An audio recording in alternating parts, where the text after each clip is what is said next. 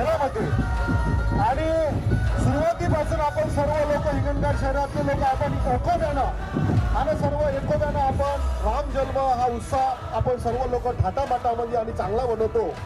आज हे जे झाकी आली